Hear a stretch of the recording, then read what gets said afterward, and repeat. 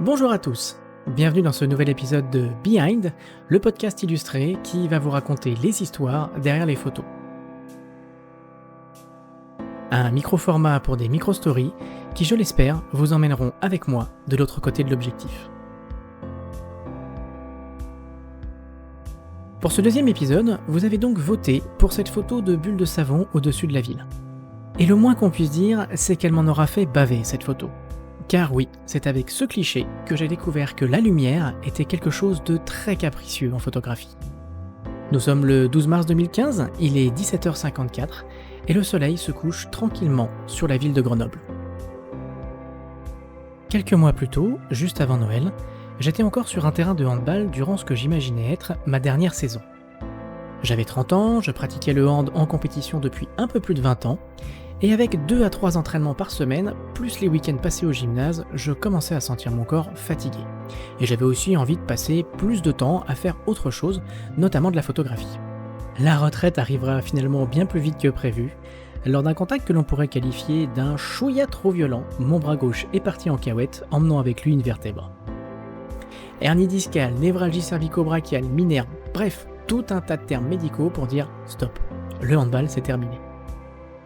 3 mois plus tard donc, toujours en convalescence et dopé aux corticoïdes, des antidouleurs qui ont la particularité de déclencher de la rétention d'eau, j'avais donc pris 5 kilos et je ressemblais vaguement à un ballon de baudruche prêt à éclater. Sans compter que je dormais 3 heures par nuit, mais que je pétaradais dans tous les sens à Mach 2, bref, j'avais vraiment besoin de vacances.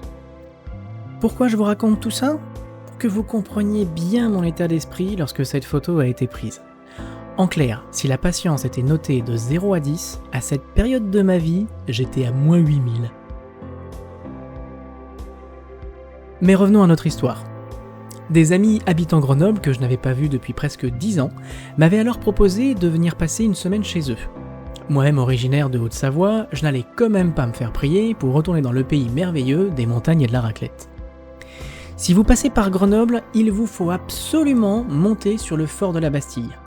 De là-haut, la vue sur tout Grenoble est juste fantastique. J'étais donc accompagné de mes amis, absolument subjugués par ce panorama que je découvrais pour la première fois, shootant frénétiquement tous les angles de vue. Je voulais absolument ramener ces souvenirs à la maison. Ça et de la tome. Quand soudain, alors que je regardais la preview d'une de mes photos, venue de nulle part, une bulle. Un groupe de jeunes femmes étaient donc assises là, sur les fortifications, et 2 d'entre elles étaient effectivement en train de souffler des bulles de savon qui s'envolaient au gré du vent en direction de la ville en contrebas. C'était une ambiance vraiment cool à vivre. La chaleur du soleil qui se couche, l'air frais de la Chartreuse, le balai envoûtant et chaotique des bulles virevoltantes. Je me suis donc approché et très poliment, j'ai demandé si je pouvais prendre quelques clichés. Après s'être mis d'accord sur quelques modalités de publication, je commence donc à shooter. Et c'est là que le calvaire commence. À rappel, nous sommes en 2015. J'ai donc mon réflexe depuis presque 3 ans, mais je ne pratique pas, ou peu. Le mode automatique sort des résultats pas mal, mais ce n'est pas ce que je veux. Je veux apprendre, je veux comprendre, me tromper, expérimenter, je veux piger le truc. J'en prends donc 2 ou 3 en full auto, histoire de m'assurer quelques souvenirs sympas, mais très vite, je débraye le mode automatique et je tripatouille mes réglages. Assez rapidement, je déchante en constatant que les clichés sont désastreux. Photos floues, sous-exposées, surexposées, les 10, 20, 30 premiers clichés sont des fails de première qualité. Rien n'approche même du potable. Je comprends que je me heurte alors à une vraie problématique de luminosité. Ce qu'il faut comprendre, c'est que mon objectif à moi sur cette photo, c'est d'avoir des bulles bien nettes et bien visibles, une ville en contrebas qui ne soit pas complètement plongée dans l'obscurité, et un ciel bleu. Et si possible, en mission bonus, réussir à capter les rayons du soleil qui se réfractent sur les sommets environnants et viennent peindre le ciel de différentes couches de luminosité. Ça avait l'air plutôt simple dit comme ça. Oui mais voilà, comme je le disais en introduction, la luminosité en photographie est quelque chose de capricieux. Sans rentrer dans les détails techniques, voilà ce qui se passe. Le ciel est très lumineux, bleu et sans nuages, tandis que la ville, elle, est beaucoup plus sombre et présente à la fois des zones éclairées et des zones d'ombre. Du coup, en fonction de mes réglages, j'ai soit un ciel avec la bonne luminosité et tous ses détails, mais dans ce cas, ma ville est très sombre et les 2 silhouettes en avant-plan ne s'en détachent pas assez, ou bien c'est la ville qui jouit de la bonne luminosité, Mais dans ce cas, c'est mon ciel qui est complètement surexposé. Je crame la photo dans le jargon. C'est-à-dire que dans la zone où il est censé y avoir un ciel et ses détails, et des variations de couleurs et des rayons du soleil, je n'ai qu'une immense zone blanche, irrécupérable même au développement numérique. Bref, dans mon jargon à moi, ça s'appelle la merde. Et encore, je ne vous parle même pas de la problématique de la vitesse qui vient s'ajouter par-dessus tout ça. Bah oui, parce que si vous ne réglez pas bien votre vitesse d'exposition, vos bulles sont floues, et bien évidemment, la vitesse joue aussi sur la luminosité, sinon ce serait pas drôle. Or, avec presque une cinquantaine de clichés, je me rends bien compte qu'à un moment, les jeunes femmes vont commencer à être saoulées. Et si vous vous souvenez de mon état d'esprit du moment, vous vous doutez bien que j'étais moi-même en train de fulminer. Bref, avant d'envoyer le réflexe valser avec les bulles, je prends une décision. Je me concentre sur le principal, à savoir des bulles bien nettes, et j'essaye de récupérer le reste par développement photo. Je fais le point de focus sur une bulle, je déclenche. Sur une autre, je déclenche. 3, 4, 5, et stop.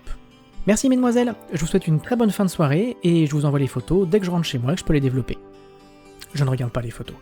Je l'avoue, j'ai trop peur qu'elles soient ratées, et je n'ai vraiment pas envie de disjoncter maintenant. On est en vacances, on est entre potes. Quelques semaines plus tard, je suis donc sur mon ordi, et je me décide enfin à développer les clichés. Première bonne surprise, les photos sont plutôt nettes. Clairement sous-exposées, c'est-à-dire trop sombres, mais nettes. Et c'est au développement que je pète enfin un plomb. Luminosité, exposition, contraste, haute lumière, basse lumière, rien n'y fait, je me heurte au même problème qu'à la prise de vue, pas moyen d'avoir et le ciel bleu et la ville visible. J'en vois tout chier. De toute façon, je suis qu'une merde en photo, je sais pas pourquoi je perds mon temps, et logiciel de merde, et blablabla.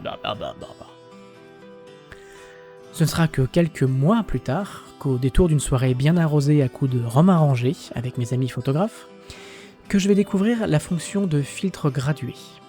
En clair, cette fonction va permettre d'appliquer un dégradé à votre photo. Un dégradé de luminosité par exemple. À peine rentré, sur les coups d'1h du mat et encore bien grammé de la soirée, j'applique la fonction magique sur ma photo et oh miracle, le ciel reste bleu, la ville se dévoile et les montagnes viennent me charmer de leurs courbes. Voilà principalement pourquoi j'adore cette photo. Déjà parce qu'elle est plutôt sympa en vrai, mais surtout parce qu'elle est le fruit d'innombrables échecs, de travail acharné, d'abandon, de reprise, de découvertes autodidactes, mais aussi de discussions, de joie, de souvenirs et d'émotions. Enfin, la vie quoi. Merci à tous d'avoir suivi ce second épisode. Comme précédemment, je vous propose maintenant de voter pour la prochaine photo que vous voulez m'entendre décrypter. Pour cela, rien de plus simple, rendez-vous sur le prochain post Instagram et choisissez en commentaire votre photo préférée parmi celles proposées. Je vous souhaite une agréable journée et je vous dis à très bientôt. Ciao.